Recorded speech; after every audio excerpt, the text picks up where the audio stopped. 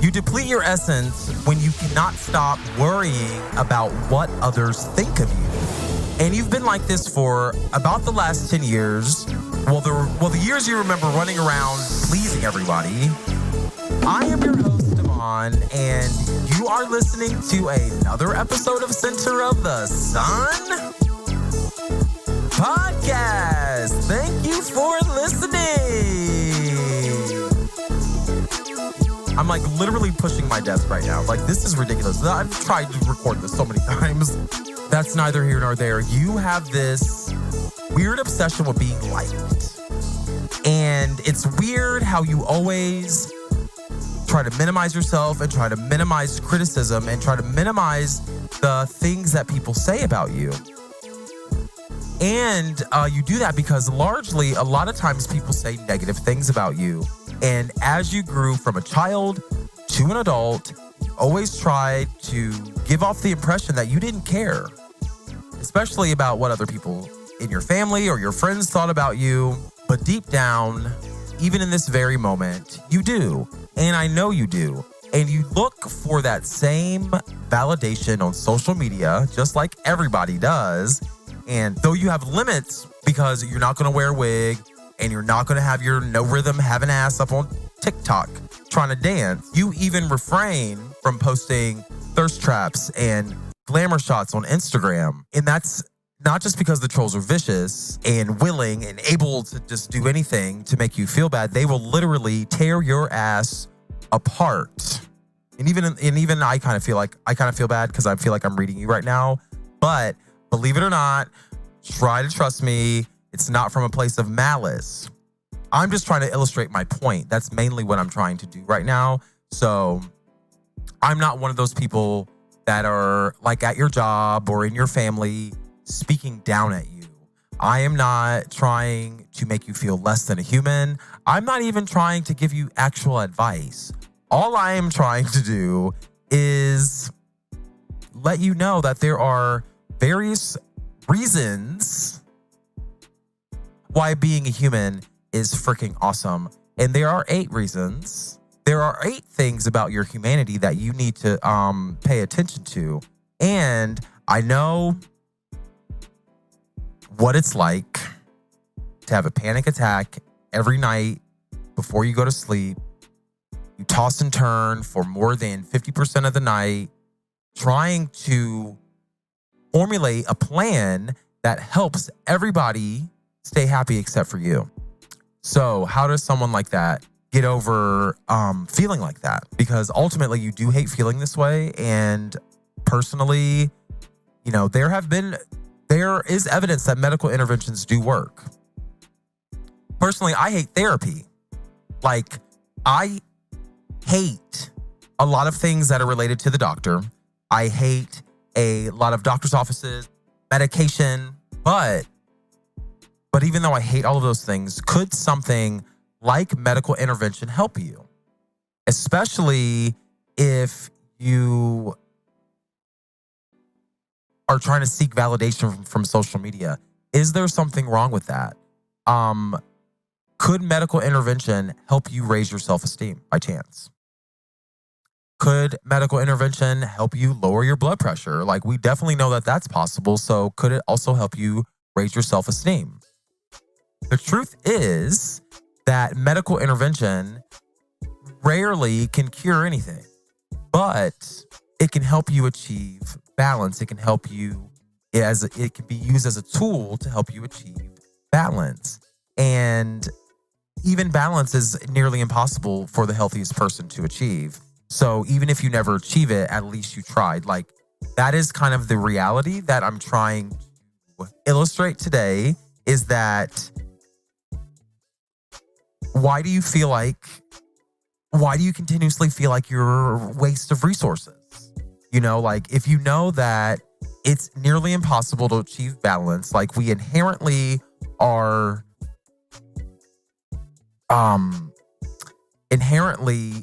we are flawed beings. I don't know how to put it, because I don't want to say like a sinner. Like, I definitely don't believe that. But inherently, everybody has a flaw. So why do you continuously feel like your flaws are a culmination of wasting everybody's time. And so like you're just like constantly just like trying to make up for it. It's not fair to you. It's not fair to the people around you. And you know, you've just been feeling extra dry and boring. That's fine. Me too. Like you start to feel like you're just like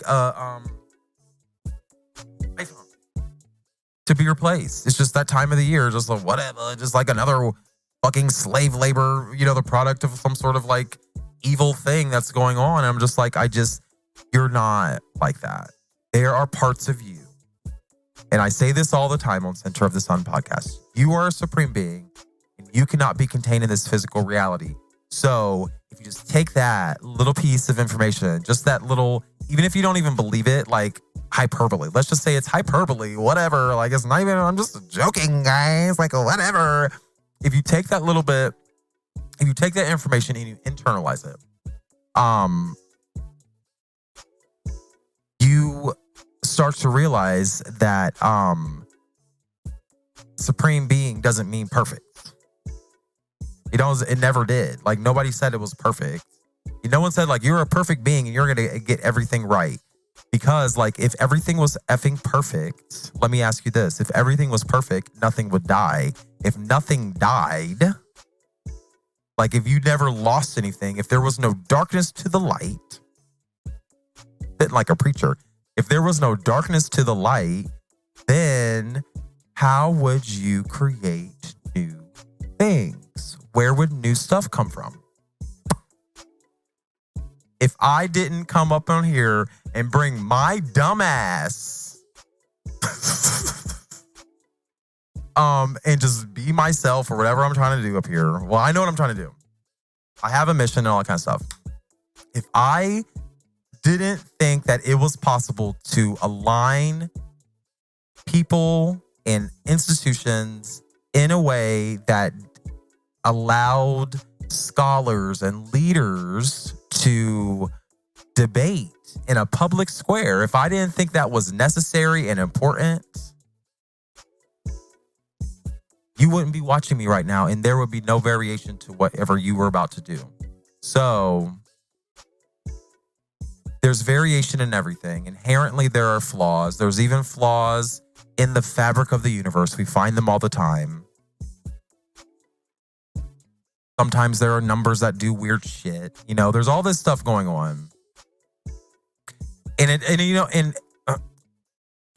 I know it doesn't help that you're socially awkward. Like, I know that someone like me is like, it's so easy for you to say, like, whatever. It doesn't help that you're socially awkward, especially when it comes to meeting new people. So I know that that is a huge barrier for a lot of people. But every time you step over your shadows and leave your comfort zone, you get rejected. So like, even though you follow everybody's advice and you just put yourself out there and you just like, eat it, like socially awkward, not me, like whatever. Every time you do that, you still get rejected. You're like, why is that? Well, let me tell you that. Let me tell you something from a real one. Because as somebody who personally, I feel like I shouldn't get rejected, I do all the time. And what I realized was that it was a few things. Mainly, it was never me. It was like, mainly these people are something wrong with you, girl. Mainly, it was never me. But it was because of where I live. So it was my environment, was a hindrance. I just didn't live in New York City. I didn't live in Washington, D.C. Like, I didn't live in city centers where there are people and I'm talking about like dating or friends, like people that I would like want to hang out with on a regular basis. That's why I'm with you, because the people that I want to hang out with, I already pissed them off too much. So anyway, that's neither here nor there. Shut up. I realized that it wasn't me. So like, say if we just take dating, whatever. You know, like I just keep putting myself out there, like, oh my God. I don't know why I keep making that voice. But I'm just imagining myself like in the grocery store because that's where I see the most handsome fellers. But But especially around like 7 o'clock at night, I don't understand why that time between 7 and 8, I walk through Kroger and I'm like, like, where did you guys come from? Like, literally, hi guys, like, But I feel very awkward because it just feels out of place. It doesn't feel like these people are real. So I just tend to keep my distance because I'm like, what the fuck? I don't even understand. I'm trying to understand like why there is a surplus of just like very handsome businessmen at between 7 and 8 o'clock at night at Kroger in my part of town. So, but I realized that the grocery store is not somewhere I really hate shopping. So like the grocery store is not a place where I'm just be like, hey, like I want to get in and out. I hate shopping. I buy all my shit online. I probably should go in the store and try it on, but I don't care. Whatever. I hate shopping. So especially grocery shopping, I hate looking. So when I'm looking, I already hate shopping. I'm already impatient. And then like a dude comes by and I'm just like, fuck, I didn't shave today. Like there's so many factors going on. And